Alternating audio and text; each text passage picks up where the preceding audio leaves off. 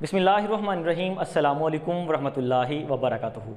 Respected students, मैं हूं अली रज़ा, आपका केमिस्ट्री टीचर। लास्ट लेक्चर के अंदर हमने प्रेपरेशन ऑफ अल्केन्स के 3 मेथड पढ़े थे। हमारे पास जो चौथा मेथड है वो है कोब्स इलेक्ट्रोलिटिक मेथड। कोब्स साइंटिस्ट का नाम है, इलेक्ट्रोलिटिक मेथड हम फर्स्ट ईयर के अंदर पढ़ चुके हैं कि इलेक्ट्रोलिटिक मेथड यानी कि इलेक्ट्रोलिसिस क्या होती है। किसी भी नॉन स्पॉन्टेनियस रिएक्शन को अक्कर करवाने के लिए इलेक्ट्रिसिटी का पास करवाना, दिस इज कॉल्ड इलेक्ट्रोलिसिस, यानी कि इलेक्ट्रिसिटी की मदद से किसी भी केमिकल रिएक्शन को अक्कर करवाने का नाम इलेक्ट्रोलिसिस है, जो इलेक्ट्रोलिटिक सेल में टेक प्लेस होता है। अब इस जो रिएक्शन हमारे पास मेथड है कोब्स इलेक्ट्रोलिटिक मेथड, इसके पहले एडवांटेजेस डिस्कस करते हैं कि एडवांटेजेस क्या हैं, फिर साथ ही साथ हम डिस्कस करेंगे इसके डिसएडवांटेजेस क्या हैं। तो पहले नंबर पर देखिए, इसका जो पहला एडवांटेज है वो ये है, इसके जरिए से सिमेट्रिकल प्रोडक्ट बनती है। सिमेट्रिकल प्रोडक्ट में अल्केन, सिमेट्रिकल अल्केन बनेगी, सिमेट्रिकल ही अल्कीन बनेंगे और सिमेट्रिकल अल्काइन बनेंगे। अब लफ्ज़ है सिमेट्रिकल, मैं पहले सिमेट्रिकल अल्केन का लफ्ज़ वाज़े करता हूँ कि सिमेट्रिकल अल्केन क्या होती है। सिमेट्रिकल अल्केन का मतलब ये कि even number of carbon chain बनेगी, यानी कि या तो 2 कार्बन अल्केन बनेगा या 4 या 6, यानी कि अगर उसको हम कहीं से मिडल से तोड़ें तो इक्वल नंबर ऑफ जो एटम्स हैं कार्बन एटम उनकी इक्वल नंबर्स की distribution, this is called symmetrical alkane. अब सिमेट्रिकल अल्कीन की बात करते हैं। डबल बॉन्ड के दोनों साइड्स पे जो इक्वल नंबर ऑफ एटम्स यानी कि कार्बन की चेन होगी तो सिमेट्रिकल अल्कीन कहलाएगा। और सिमेट्रिकल अल्काइन क्या होंगे, अगर ट्रिपल बॉन्ड के दोनों साइड्स पे equal number of carbon atoms मौजूद हों तो ये सिमेट्रिकल अल्काइन कहलाएगा। हम एक एक इसकी एग्जांपल भी डिस्कस कर लेते हैं। ये देखिए, आपके पास है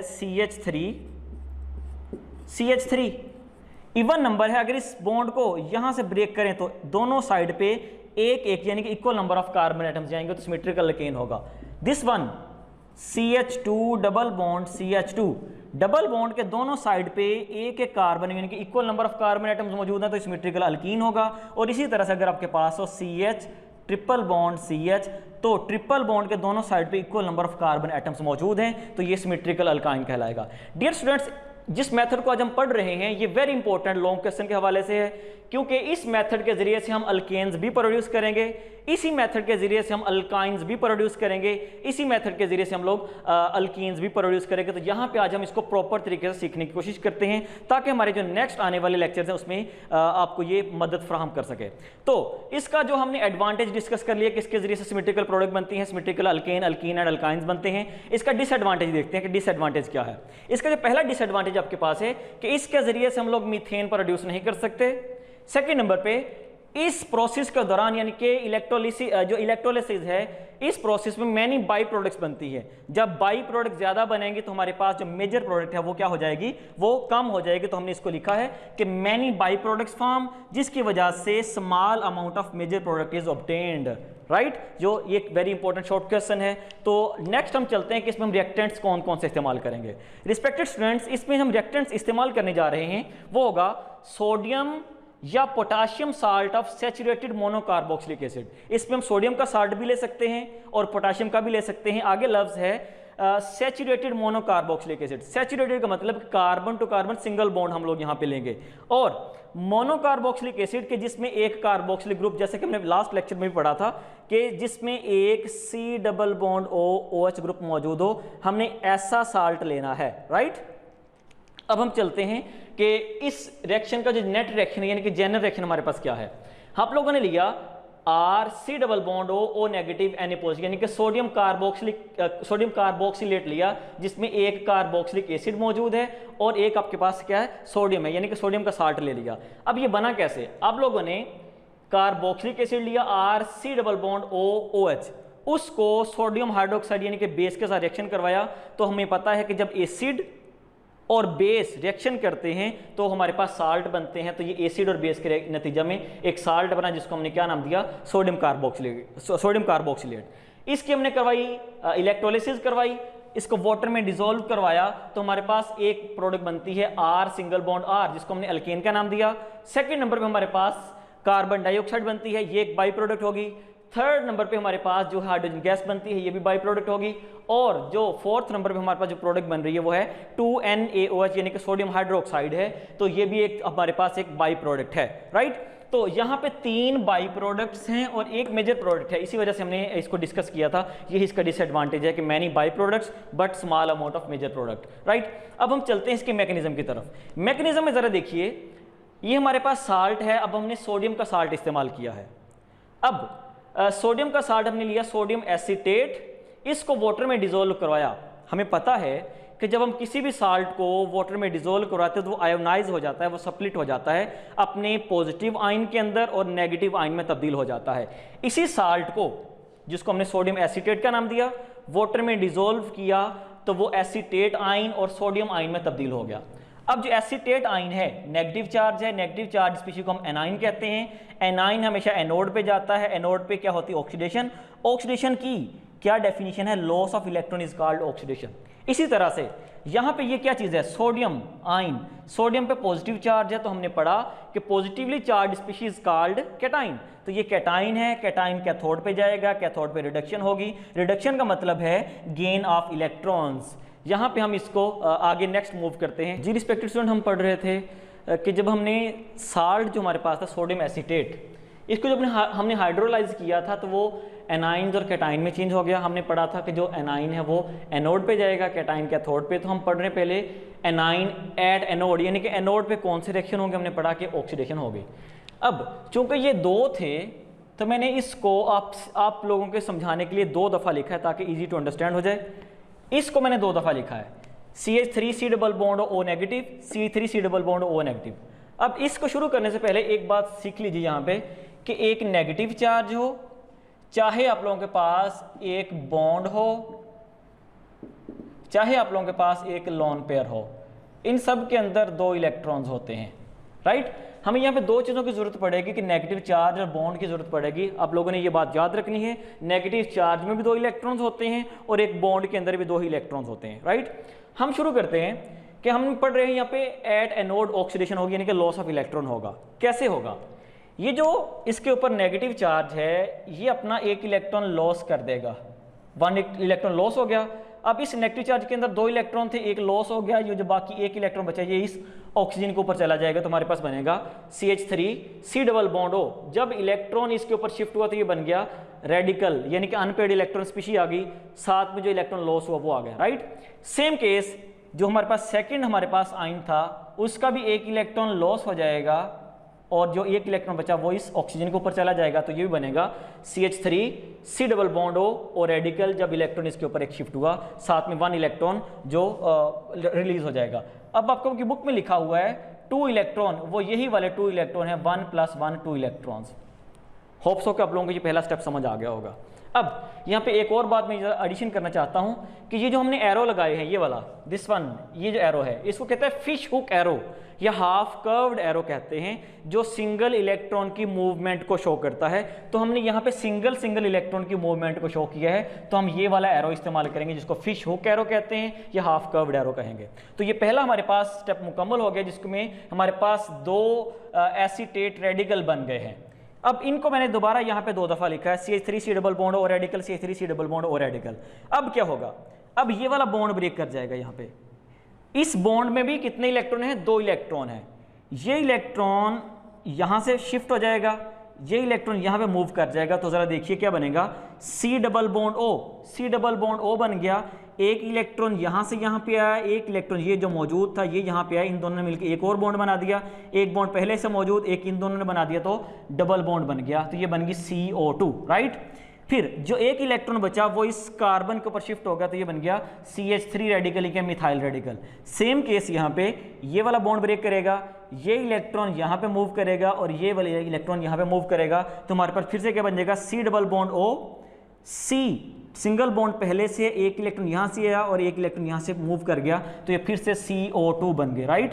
फिर इस बॉन्ड का जो सेकंड इलेक्ट्रॉन है वो इस कार्बन के ऊपर शिफ्ट हो जाएगा या मूव कर जाएगा, तो ये हमारे पास बन जाएगा मिथाइल रेडिकल। ये 2 मिथाइल रेडिकल बन गए। तो बुक में जो 2CO2 लिखा हुआ है वो यही वाला 2CO2 है, जो एक CO2 ये, सेकंड वन ये, तो ये बन गए 2CO2, 2 कार्बन डाइऑक्साइड का मॉलिक्यूल। ये हमारे पास पहली बाई प्रोडक्ट बन चुकी है, राइट। अब जो दो मिथाइल रेडिकल के थे उनको मैंने लिख दिया, ये इलेक्ट्रॉन यहाँ पे मूव करेगा, ये इलेक्ट्रॉन यहाँ पे मूव करेगा, तो ये दोनों इलेक्ट्रॉन जो हैं ये मिल के एक नया बॉन्ड बना देंगे। तो हमने पढ़ा था कि एक बॉन्ड दो इलेक्ट्रॉन्स के मिलने से बनता है।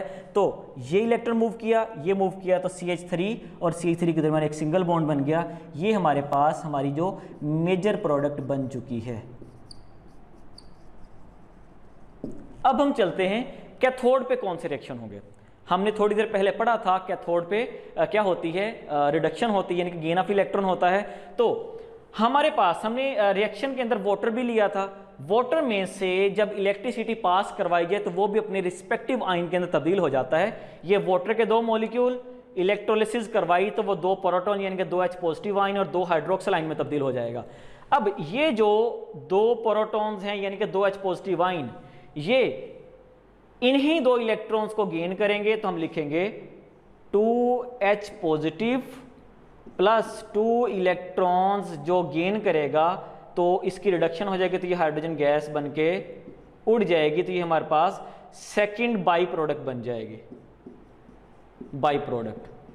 रिस्पेक्टेड स्टूडेंट्स, हमारे पास यहाँ पे दो बाई प्रोडक्ट बन चुकी हैं, थर्ड वन रहती है। अब जरा देखिए, हमने रिएक्शन के स्टार्ट में ये भी एक प्रोड्यूस हुआ सोडियम आयन, अभी ये इस्तेमाल नहीं हुए। ये दो सोडियम आयन और ये जो दो हाइड्रोक्सिल आयन हैं, ये दोनों जब मिलेंगे तो क्या बना देंगे, 2Na positive plus 2 hydroxyl ion OH negative, ये दोनों मिलके 2NaOH बना देंगे। ये हमारे पास थर्ड बाई प्रोडक्ट आ गई है। मैं उम्मीद करता हूं कि आपको ये रिएक्शन बहुत अच्छी तरह समझ आ गया होगा। मैंने इसको मुकम्मल तौर पे समझाने की कोशिश की है, तो ये प्रैक्टिस करने से आएगा, तो इसको प्रैक्टिस कीजिए। स्टूडेंट्स, हम पढ़ रहे थे अल्केन्स की प्रिपरेशन। जो नेक्स्ट मेथड हमारे पास है वो है from carbonyl compounds. Carbonyl compound से हमने अल्केन्स प्रिपेयर करने हैं। तो कार्बोनिल कंपाउंड्स क्या होते हैं, ऐसे कंपाउंड जिनके अंदर C double bond O group मौजूद हो, वो क्या कहलाते हैं, वो कार्बोनिल कंपाउंड्स कहलाते हैं। अब अगर इसी कार्बोनिल ग्रुप के एक साइड पे एल्काइल ग्रुप यानी कि R मौजूद हो और दूसरी साइड पे H मौजूद हो, तो ये एल्डिहाइड्स कहलाते हैं, एल्डिहाइड्स। अगर इसी कार्बोनिल ग्रुप के दोनों साइड पे एल्काइल ग्रुप मौजूद हो, ये कीटोन्स कहलाते हैं। तो यानी कि हम आज क्या पढ़ रहे हैं, एल्डिहाइड्स और कीटोन से अल्केन्स बनाने का तरीका, राइट। हम चल रहे हैं पहला मेथड जो इसी कार्बनिक कंपाउंड है, वो है क्लेमेंसन रिडक्शन।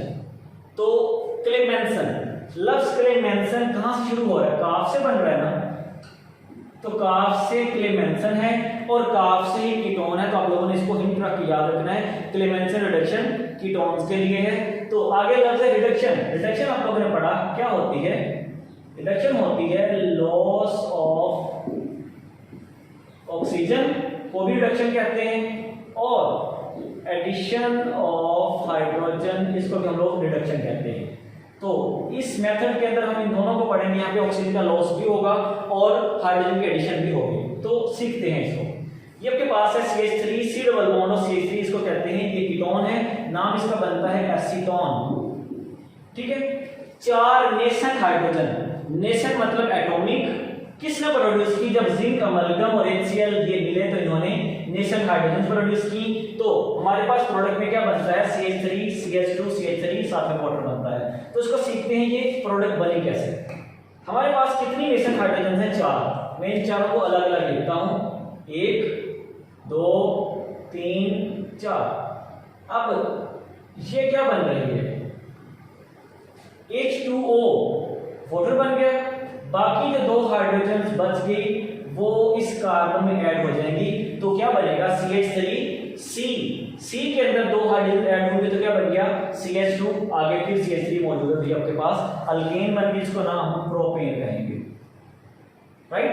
सेकंड नंबर पे हमारे पास जो मेथड है वो है वुल्फ किश्नर। काफ से कीटोन, काफ से क्लेमेंसन, जो बाकी बचेगा वो वुल्फ किश्नर होगा। और वुल्फ किश्नर किसके लिए है, एल्डिहाइड्स के लिए। बिल्कुल सेम उसी तरह से एल्डिहाइड्स 4 नेसेंट हाइड्रोजन, लेकिन यहाँ पे जो रिएजेंट है वो चेंज है, हाइड्राजीन और पोटेशियम हाइड्रोक्साइड लिया हुआ है, यानी कि ये बेसिक मीडियम में होगा। तो ये किस पे तब्दील हो जाएगा, CH3 प्लस वाटर। फिर उसी तरह से मैं 4 हाइड्रोजन को लिख रहा हूं अलग अलग नेसेंट हाइड्रोजन को, ये क्या बन जाएगा, H2O वाटर बाकी जो 2 हाइड्रोजन बचेंगी वो इस कार्बन में जाके ऐड हो जाएंगे, तो बन जाएगा CH3, CH2 और एक H पहले से मौजूद है तो बन गया CH3, ये इथेन बन गए। अब यहाँ पहला क्वेश्चन कि हम एल्डिहाइड्स को इस रीजन के साथ जब हमने प्रोड्यूसिनेशन करनी तो इस रीजन के साथ क्यों ट्रीट करते हैं? रीजन ये है कि जब एल्डिहाइड्स को एसिडिक मीडियम में ट्रीट किया जाता है तो ये डिकम्पोज हो जाते हैं, तो इस वजह से इस चीज से बचने के लिए बेहतर ये है कि इसको एसिडिक मीडियम में किया जाए एकीटोन्स को, और एल्डिहाइड्स को बेसिक मीडियम में ट्रीट किया जाए। अब आगे एक इंपॉर्टेंट शॉर्ट क्वेश्चन है, उसको पढ़ते हैं। What is the difference between Clemmensen and wolf-Kitchener reduction? Clemmensen और वुल्फ-किचनर रिडक्शन में फर्क पड़ रहे हैं। क्लेमेंसन रिडक्शन जो है इसमें हमारे पास कौन से रीजन इस्तेमाल होंगे? जिंक अमलगम होगा और HCl होगा। यहाँ पे क्या हाइड्राजीन इन की वजह यानी कि पोटेशियम हाइड्रोक्साइड के साथ। ये एसिडिक मीडियम में हो रहा है, हमने लिख दिया एसिडिक मीडियम HCl, ये बेसिक मीडियम में होगा तो हमने लिख दिया की वजह पोटेशियम हाइड्रोक्साइड। ये जो क्लेमेंसन है ये कीटोन्स के लिए है, हमारे पास जो वुल्फ-किचनर है वो एल्डिहाइड्स के लिए है। यहाँ पे देखिए जो कार्बोनिल ग्रुप है C डबल बॉन्ड O वो CH2 यानी कि मिथिलीन ग्रुप में तब्दील हो रहा है। यहाँ पे देखिए ये कार्बोनिल ग्रुप था, ये किसमें तब्दील हुआ था? CH2 ग्रुप में, जिसको मिथिलीन कहते हैं। तो क्लेमेंसन में कार्बोनिल ग्रुप CH2 में तब्दील होगा, लेकिन जो वुल्फ-किचनर उसमें जो C double bond O group है वो मिथाइल ग्रुप में तब्दील होगा। ये देखिए C double bond O group किसमें तब्दील हो गया था? आके मिथाइल में तब्दील होगा। तो इसके अंदर जो थर्ड डिफरेंस है, तो यहाँ पे हमारा टॉपिक मुकम्मल हो जाता है।